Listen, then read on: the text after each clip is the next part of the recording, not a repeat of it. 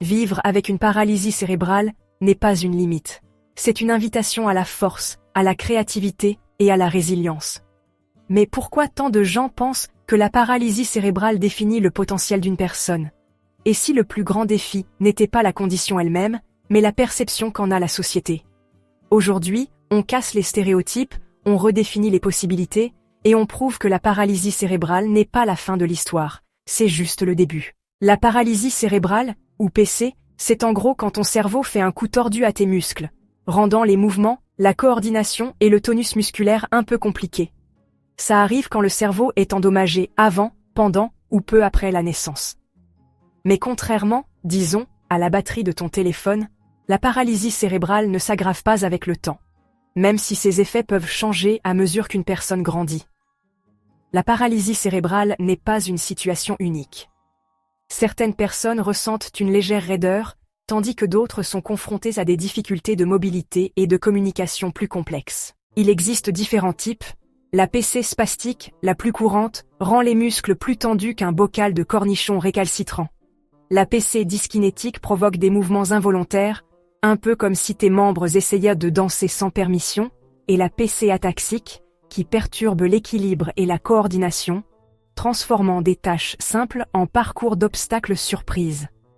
Certaines personnes ont un mélange de tout ça, histoire de pimenter les choses. Les causes? Tout ce qui perturbe le développement du cerveau, le manque d'oxygène à la naissance, les infections, les facteurs génétiques, ou le fait de naître prématurément.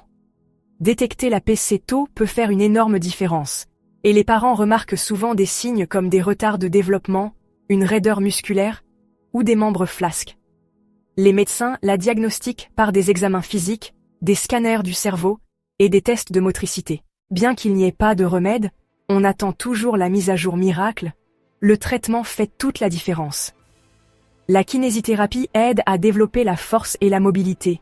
L'ergothérapie s'attaque aux tâches quotidiennes et l'orthophonie aide à la communication. Les médicaments peuvent en soulager la tension musculaire. Et dans certains cas, la chirurgie peut aider à améliorer la mobilité. Les dispositifs d'assistance, comme les fauteuils roulants, les attelles et les outils de communication changent la donne en matière d'indépendance. Au-delà de la mobilité, la PC peut entraîner d'autres difficultés comme des douleurs articulaires, des difficultés à avaler ou même des crises d'épilepsie. Mais avec les soins appropriés, de nombreuses personnes s'épanouissent.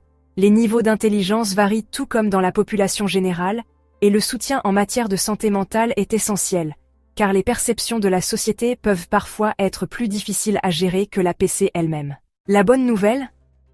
Les progrès de la médecine, les technologies d'assistance et une meilleure accessibilité font du monde un endroit plus inclusif. De nombreuses personnes atteintes de PC poursuivent des carrières, ont des relations et des passions comme tout le monde.